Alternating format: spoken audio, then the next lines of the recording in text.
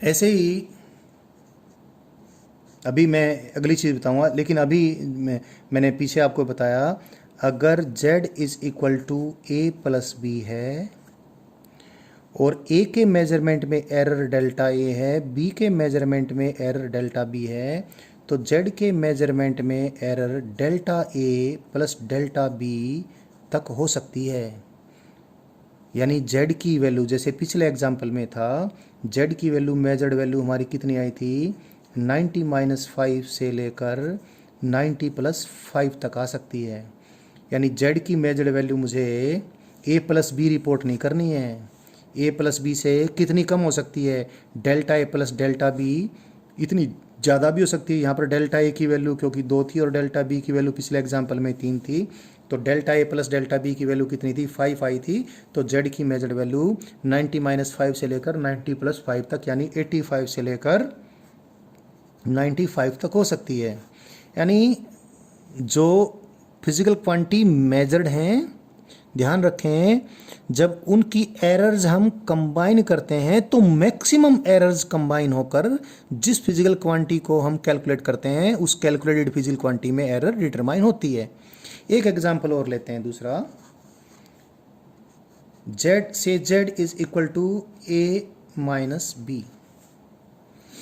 ए के मेजरमेंट में error delta A, B के मेजरमेंट में एरर डेल्टा बी, तो ए की मेजर्ड वैल्यू कितनी आएगी, A plus minus delta A, यानी ए से डेल्टा ए फालतू भी हो सकती है, ए से डेल्टा ए कम भी हो सकती है। और बी की जो मेजर्ड वैल्यू आएगी वो डेल्टा ए बी से ज़्यादा भी हो सकती है, डेल्टा बी बी से ज़्यादा भी हो सकती है, डेल्टा बी बी से कम भी हो सकती है। यानी बी की measured value B minus delta B से लेकर बी प्लस डेल्टा बी तक कुछ भी हो सकती है। तो जेड की जो मेजर्ड वैल्यू आएगी A plus minus delta A minus B minus delta B तक, जो भी रेंज ऑफ वैल्यूज बनेगी उसमें जेड की मेजर्ड वैल्यू आएगी। तो जेड की मेजर्ड वैल्यू को मैं क्या लिख दूं, Z plus minus delta Z लिख दूं। इसको मैं वापस लिखूं, ये आ गया आपका a माइनस बी और plus delta A plus minus delta B, again a minus B is the mean value of z which is z, so what we get, plus minus delta z is equal to plus minus delta a plus minus delta b. As I told you earlier that maximum values of the errors are going to combine to find the to determine the error in the calculated physical quantity. So इस बात को ध्यान में रखते हुए मैं ये कहूँगा, z के मेजरमेंट में एरर, फिर मैक्सिमम एरर्स ही हमने कंबाइन करनी है, delta A plus delta B.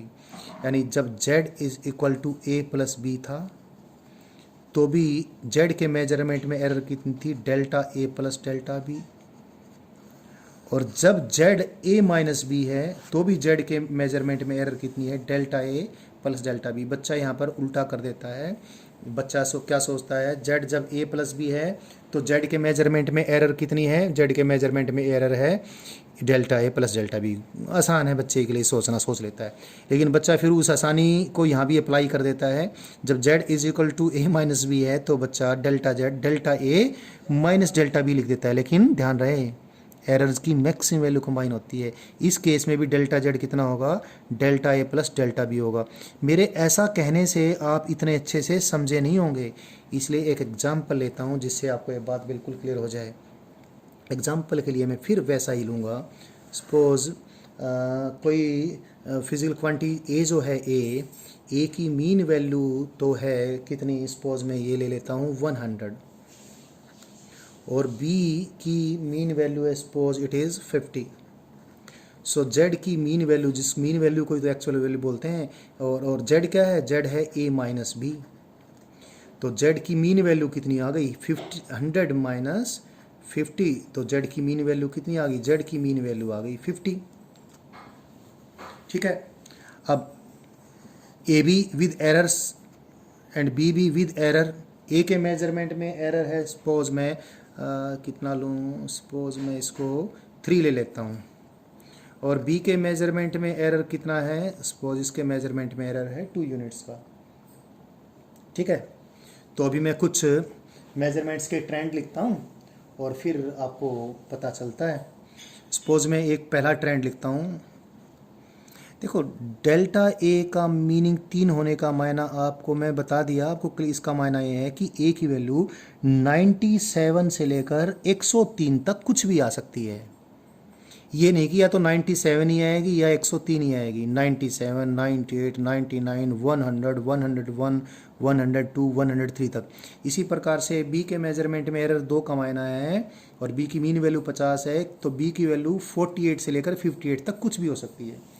सो कभी भाई हमने ए मेज़र किया और बी मेज़र किया और जेड की वैल्यू कैलकुलेट की, तो जनाब बात ये आई, जिस दिन हमने ये किया उस दिन सपोज ए की वैल्यू तो मप के कितनी आई थी, 103 आई थी, यानी 100 + 3 आई थी। और सपोज उस दिन बी की वैल्यू भी अच्छी निकली और बी की वैल्यू भी 50 + 2 आई। तो देखें ज़रा उस दिन जेड की वैल्यू कितनी मेज़र होकर आई। जेड की वैल्यू कितनी आ गई, 50 तो ये भाई, और ये 3 - 2 कितना 1। तो उस दिन तो जेड की वैल्यू कितनी मेजर होकर आई, 51 मेजर होकर आई। तो जेड की वैल्यू कितनी मेजर हुई, 51 मेजर हुई। मतलब मेजर तो ए और बी किया हमने, जेड की वैल्यू कैलकुलेट होकर 51 आई। फिर किसी दिन ऐसा किया हमने, फिर मेजरमेंट किया और मेजरमेंट ऐसा हुआ, उस दिन थोड़ा सा बुरा दिन था, ए की वैल्यू तो 100 नहीं 97 मेजर होकर आई, यानी 100 - 3। और बी की वैल्यू सपोज उस दिन सपोज यहाँ पर माइनस ए माइनस बी है, और बी की वैल्यू सपोज यहाँ उस दिन 50 + 2 आ गई मेजर होकर। तो जेड की वैल्यू कितनी कैलकुलेट होकर आई, 100 - 50, 50 - 3, यहाँ से -3 यानी 50 - 5। तो जेड की वैल्यू तो उस दिन 50 - 5 होकर आई, यानी कितनी आई, 45 आई, यानी 50 से 5 कम आई। फिर किसी दिन ऐसा भी हो सकता है कि ए की वैल्यू तो कितनी आई, ए की वैल्यू 100 थी ना, 100 से ये 3 फालतू आ गई मपके, यानी 103 मपके आई। और उस दिन बी की वैल्यू कितनी आई, बी की वैल्यू 2 कम मपके आती है, यानी 48 आती है, यानी 50 - 2 आती है। तो देखना जेड की वैल्यू कितनी आई, 100 - 50 दैट इज़ 50, और ये 3 ये +5, यानी कितनी आ गई जेड की वैल्यू, 55। यानी जेड की वैल्यू हम ये देखें 45 तो मिनिमम आई और 55 मैक्सिमम आई, यानी जेड की वैल्यू 45 से लेकर 55 तक आई। यानी 50 थी ना मीन वैल्यू, 50 से 5 कम भी आ सकती है, 50 से ज़्यादा 5 फालतू भी आ सकती है। यहाँ पर what is this 5 is delta A plus delta B. मतलब हमने क्या देखा, हमने देखा अगर जेड ए माइनस बी है तो भी जेड के मेजरमेंट में एरर कितनी आएगी, delta A plus delta B आएगी। यानी डेल्टा ए 2 है और डेल्टा बी अगर 3 है तो जेड के मेजरमेंट में एरर 5 की आएगी, यानी 5 कम भी आ सकती है, 5 ज़्यादा भी आ सकती है। इसका मतलब ये नहीं कि 5 कम ही आएगी या 5 ज़्यादा भी आएगी। बीच के एग्जाम्पल देखो, एक बार तो खाली 1 की एरर आई थी, 51 आई थी वैल्यू।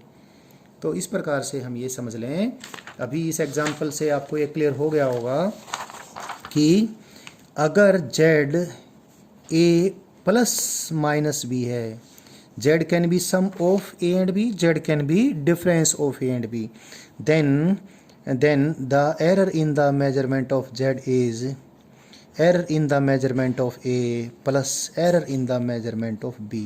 This is rule 1. मैंने इस रूल 1 को अच्छे से समझाने के लिए एग्जाम्पल लेकर आपको ये बात बता दी है कि, और इस बात को अब हम एक रूल की तरह आगे इस्तेमाल करेंगे।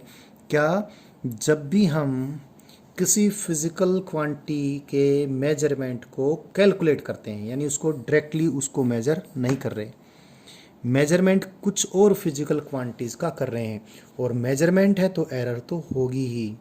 तो इस कैलकुलेटेड फिज़िकल क्वांटिटी में जो भी एरर आएगी वो इन फिज़िकल क्वांटिटीज़ जिनको मेजर कर रहे हैं उनके मेजरमेंट में जो एरर्स हैं उन एरर्स का आपने मैक्सिमम कम्बिनेशन लेना है, यानी एरर्स की मैक्सिमम वैल्यू कंबाइन होंगी। तो इस एग्जांपल के ज़रिए बात मैंने आपको बताई है, और इसको बात को मैं एग्जांपल मैंने 2 जानबूझ के इस प्रकार के लिए आपको समझ में आ जाए। अब मैं फिर आगे चलता हूँ थोड़ा। अगला ये भी अभी मैंने, या तो जेड डिफरेंस था या सम था, ऐसा भी तो हो सकता है ना भाई। Z can be product of A and B.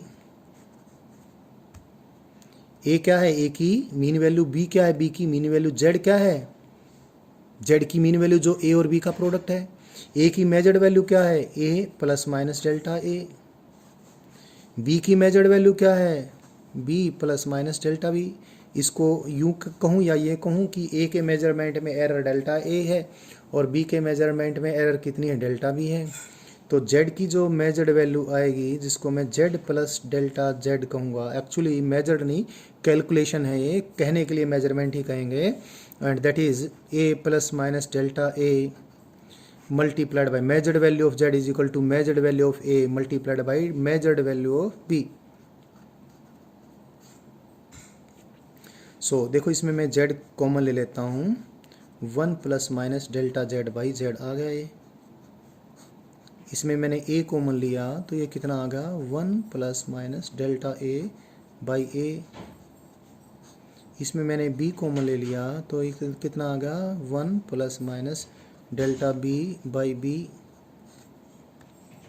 So a और b मल्टीप्लाई होकर किसको कट कर देंगे, z को, क्योंकि a into B is z। So what we get from here, we get 1 plus minus delta z by z is equal to 1 plus minus delta a by a multiplied by 1 plus minus delta b by b। 1 plus minus delta z by z is equal to 1 plus minus delta a by a plus minus delta b by b plus minus delta A by A into delta B by B. 1 से मैं 1 काट दूंगा तो मैं इसको अब ऐसे लिख दूं बच्चों, plus minus delta Z by Z is equal to plus minus delta A by A plus minus delta B by B plus minus delta A by A into delta B by B. अभी आपको मैं जैसे learning आगे बढ़ाऊंगा, मैं आपको ये बताऊंगा कि अच्छे एक्सपेरिमेंट्स में, और अच्छे एक्सपेरिमेंट्स करने के लिए हम बैठे हैं, एरर्स 1, 2 या 3% के आसपास की होंगी, उससे ज़्यादा एरर्स हमें अच्छी नहीं लगती हैं, they are not good experiments. यानी एरर रियल एक्सपेरिमेंट्स में कम ही होती हैं। तो सपोज ये तो कितना है, 1/100 है, और ये भी कितना है, सपोज ये 2/100 है, तो ये तो कितना आ जाएगा, 2/10,000 आ जाएगा। ये तो बहुत कम होगा एज कम्पेयर टू दिस। और आपको अभी एक चीज़ और पता चलनी है, जब हम मेजरमेंट्स करेंगे तो मेजरमेंट्स करके जब हम वैल्यू रिपोर्ट करेंगे, फॉर एग्जांपल हम जो नटराज की आपकी जो स्केल होती है जिसमें 1 mm का लिस्ट काउंट होता है, उससे आप किसी कीड़े की लंबाई मापते हो और उस कीड़े की लंबाई आती है 4 पॉइंट, क्योंकि नटराज स्केल पे 1 mm से कम डिवीज़न होती नहीं। आपने उस कीड़े को नटराज स्केल के साथ फैला दिया, उसकी लंबाई मेजर होकर आती है 4.1 mm। तो 4.1 mm अगर आती है तो ये अंडरस्टूड है 4.1 mm बिल्कुल ठीक तो हो नहीं सकती है, क्योंकि 1 mm की तो गड़बड़ उसमें हो ही सकती है। तो 4.1 mm आप जब लिखते हो तो उसमें गड़बड़ क्योंकि 1 mm तक की हो सकती है, तो ठीक से देखने पे तो हम कुछ कह सकेंगे, अदरवाइज हम ये कह सकते हैं 4.1 mm से कुछ कम भी हो सकती है, 4.1 mm से कुछ ज़्यादा भी हो सकती है। लेकिन अगर उस कीड़े की लंबाई को कोई बंदा नटराज स्केल का, पहले ही मालूम है कि ये बंदा उसको नटराज स्केल को यूज़ करता है। नटराज स्केल एक पॉपुलर स्केल है जो आप लेंथ को मेजर करने में यूज़ करते हो। तो अगर मान लिया कोई ये लिखे उस कीड़े की लंबाई जो नटराज स्केल से मेजर की इतनी कुछ है, तो ये बिल्कुल झूठ बोलने वाली बात होगी। भाई नटराज स्केल इतना छोटा तो जा ही नहीं सकती है। 1 mm की यानी 0.1 mm की उसकी लिस्ट काउंट, 0.1 सेंटीमीटर की उसकी लिस्ट काउंट है, यानी 1 mm की उसकी लिस्ट काउंट है। तो मेजरमेंट ऐसे ही तो होता है। तो जब हम मेजरमेंट करेंगे, मेजरमेंट में एरर जो होगी रैंडम एरर और कुल मिलाकर list count error of the order of list count of the measuring instrument के आसपास ही बैठती हैं।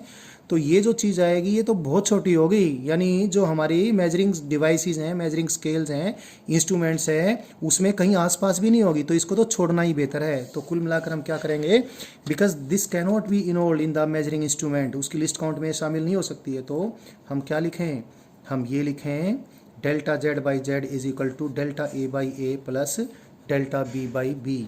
और तुम सोचोगे कि ये मैंने नेगेटिव साइन क्यों छोड़ दिया, ये मैंने आपको पहले ही बता दिया। क्या only the maximum values are to be combined. So listen one thing, when a physical quantity z is product of two other physical quantities which can be measured, then the relative error in the measurement of z, relative error, ये relative error है, relative error in the measurement of z is relative error in the measurement of a plus relative error in the measurement of b.